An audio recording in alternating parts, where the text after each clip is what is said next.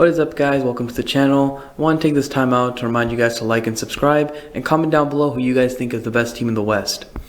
That's what we're going to be going over today. We're just going to be talking about who the best team in the West is. It's probably what the title of the video is going to be. Not too sure exactly what it is going to be yet because I'm recording Wednesday on the 15th. It's probably going to come out tomorrow, probably not going to come out today. And the West is just crazy right now. It's back to being the Wild West. Anyone can win the West right now.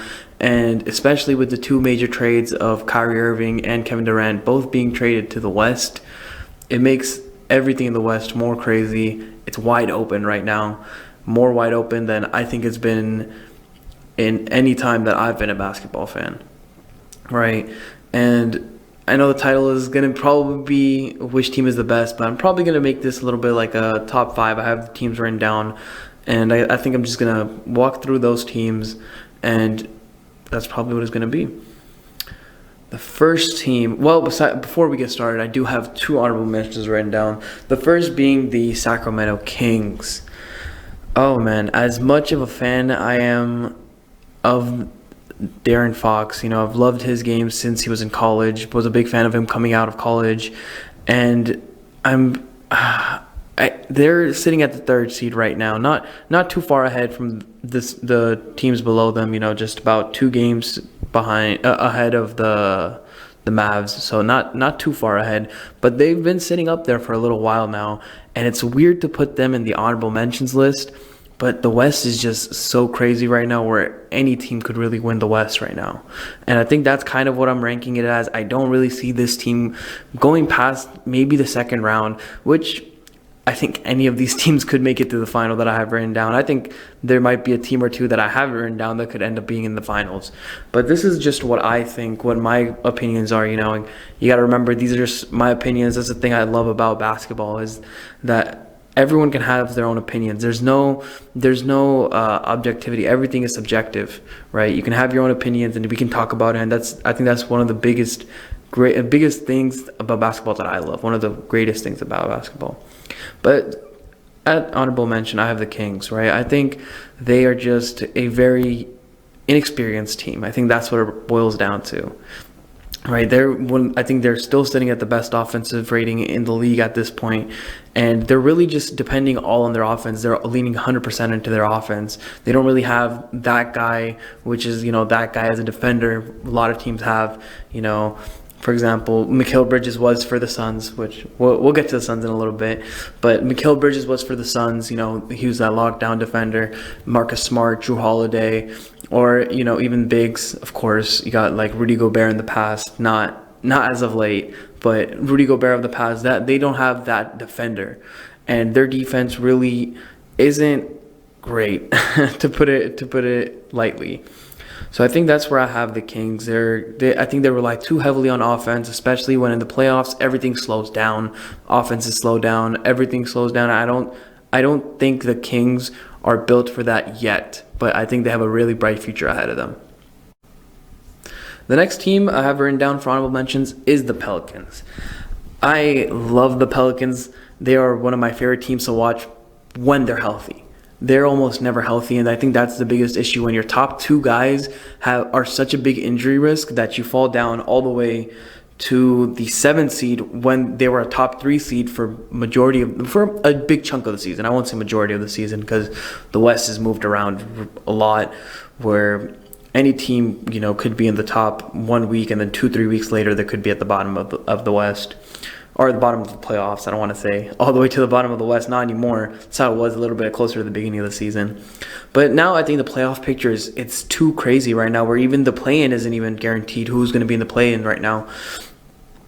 And I just think because the Pelicans don't have they do have amazing players. I think they're a really well-built roster. They have good shooting, good shooting and good defense, which is, in my opinion, 2 of the biggest things. I think in this league where shooting matters a lot, and in the playoffs, I think defense really shows its value.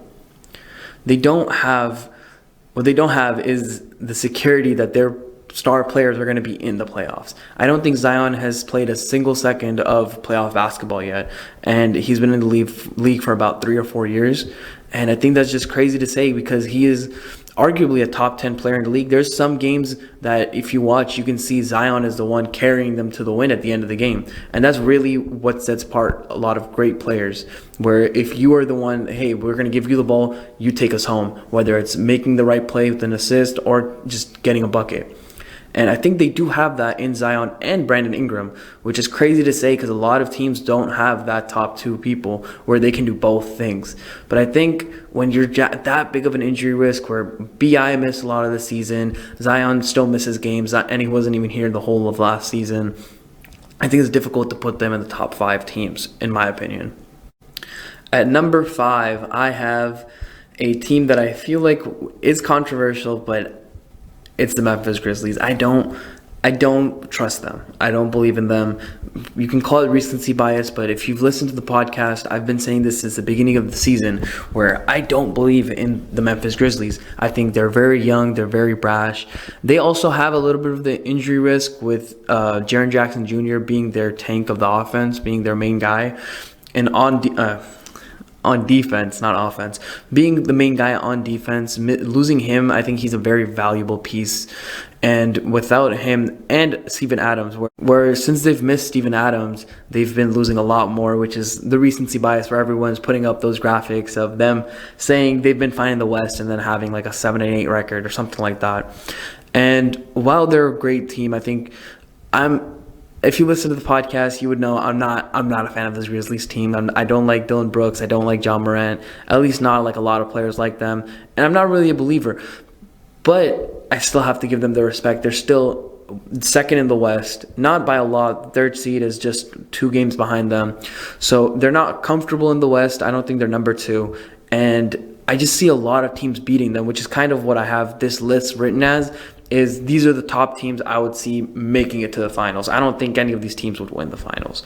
I think the point of doing this video is for the fun of, hey, who could make the finals?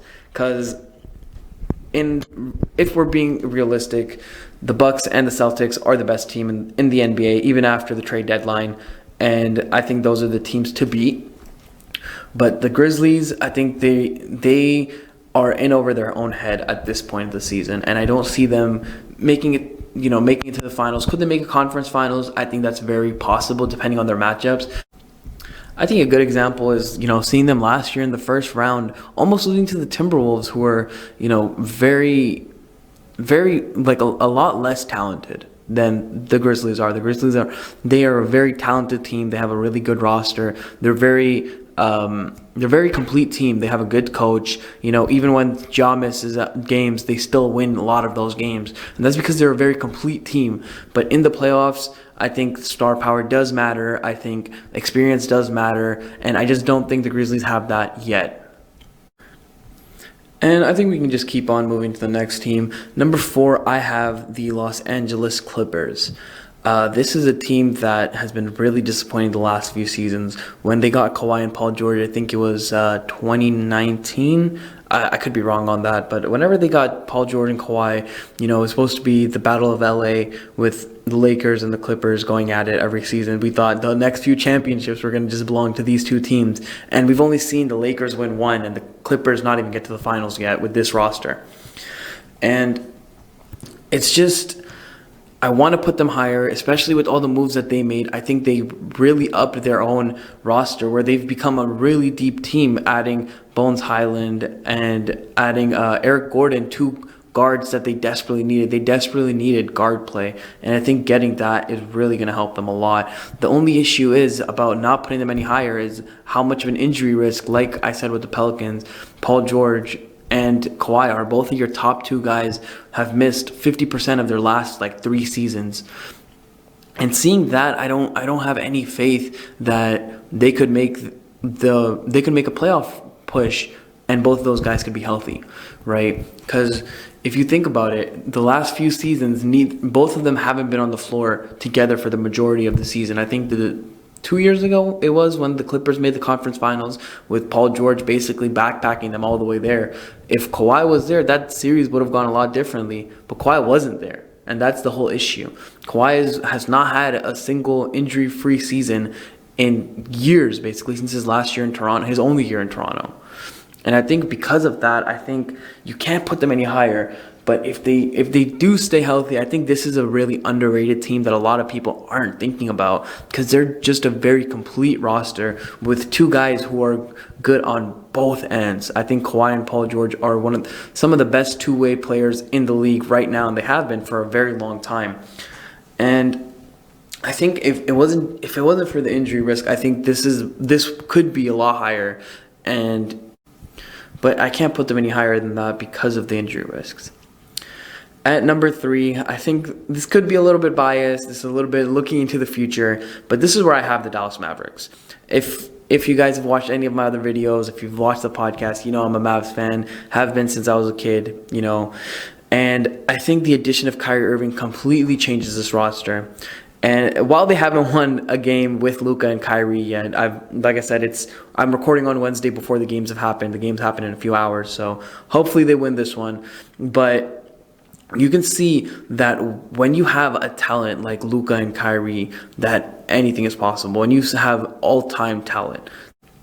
These are two of the best players in the league, and I think a lot of people are forgetting that when they're putting the Mavericks so low. They've been in the 3 to 6 range for the past month or two in the standings, and a lot of people are just dismissing them as, hey, Luka is just carrying them. And now they have Kyrie. Kyrie, I think, makes this a whole different roster. I think when you have Kyrie, who's been an established player, who's won a ring, who's matured over the years, while he may not act like it off the court, he says he's matured, and you can kind of see it in his game, where the last game both of them were passing it to each other because they didn't know who to defer to. And while it's not to the same pedigree as the Heat, the biggest issue that LeBron and D-Wade had in their first season together was they didn't really know whose team it was. Both of them were top 3 players at that time, and they didn't know whose team it was. And I think with chemistry, with time, I think when Luka and Kyrie do figure it out, they're going to be a scary team in the West, and I think they should be a dark horse candidate to come out of the West. At number 2, I have the big dog, the Phoenix Suns.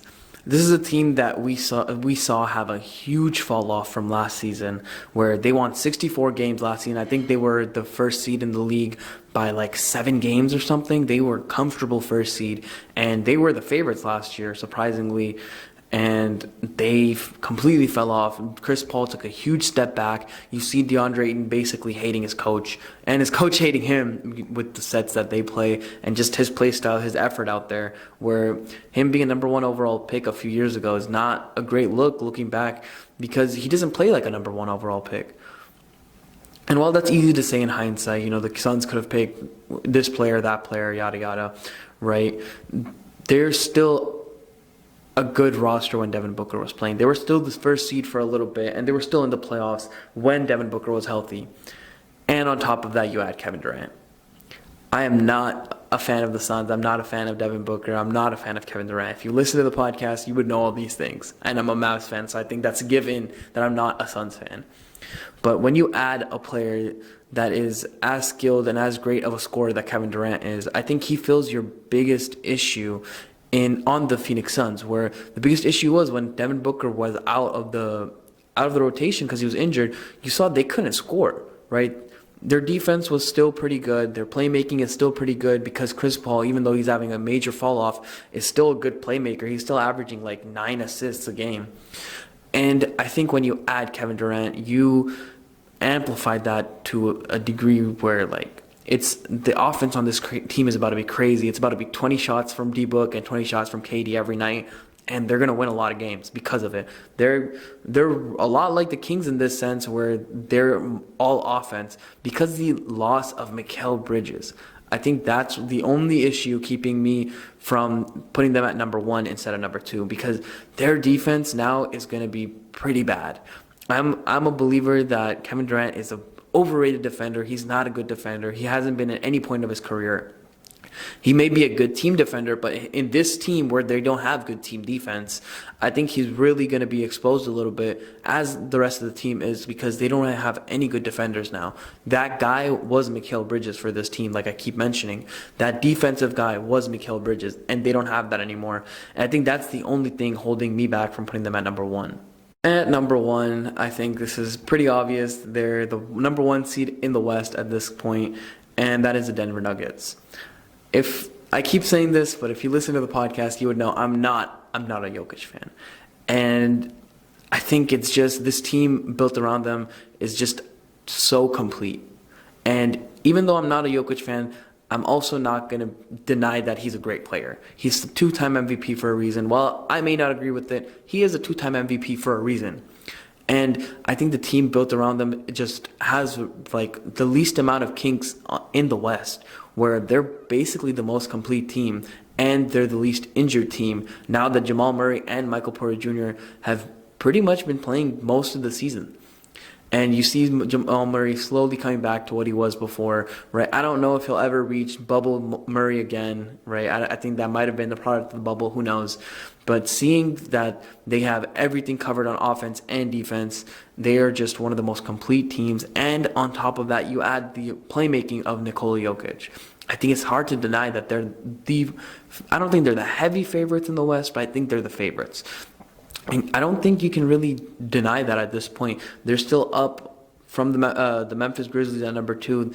They're up 5 games on them right now.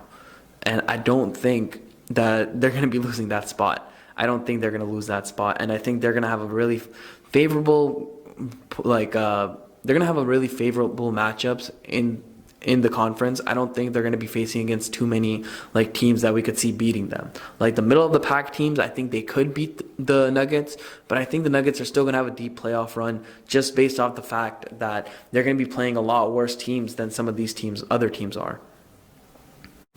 And I think that rounds out my top 5 teams that I have written down for. These are my top 5 picks for who's coming out of the West. I think they're really interchangeable. I think any of these teams could make it. I think even the Kings or the Pelicans could make it. It's a real possibility. And I don't think that you can rule out some other teams as well, right? The Timberwolves have been looking a lot better recently, and they get Karl-Anthony Towns back. While the fit with Rudy Gobert and Karl-Anthony Towns may not be there yet, I think when you have that amount of talent, you can never count them out. And that's actually the team I have for a huge bounce back season next season. Another team, obviously, the Warriors. You always have to put the Warriors in the conversation. While I'm not high on the Warriors, I think the loss of their role players is really their biggest issue. You can't deny that Steph Curry is one of the best players of all time. He is one of the best players still, but the injury risk is always there with him. Draymond Green has regressed immensely in the past few seasons. Klay Thompson is also regressed, but he's injured. We can't expect him to ever get back to where he was before. It's not realistic. And on top of that, you lose your role players. I think they just have a recipe for failure. And of course, you have to mention the Lakers, right?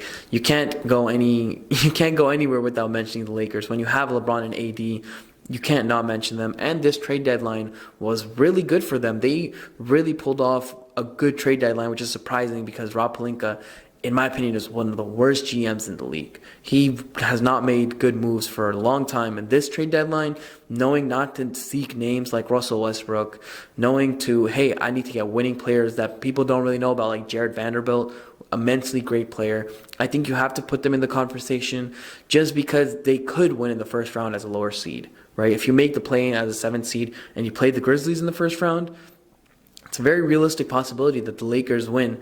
But they've just been on a huge skid. Their shooting is still terrible. And on top of that, LeBron is old, which makes him an injury risk. I don't think LeBron being old makes him any worse than he was before. Maybe a little bit, right? He's went from a ultra superstar player to just now a normal superstar player. And you have Anthony Davis, who, when he's healthy, which is a big when, he's a top 10 player in the league as well. But these two players have missed so much of the past few years where you can never just be like, hey, these guys could make a push even as a lower seed because they've never been healthy for a long time. I think that's where I'll wrap it up. I want to remind you guys to like and subscribe and comment down below who you guys think is the best team in the West. I'll see you guys next time.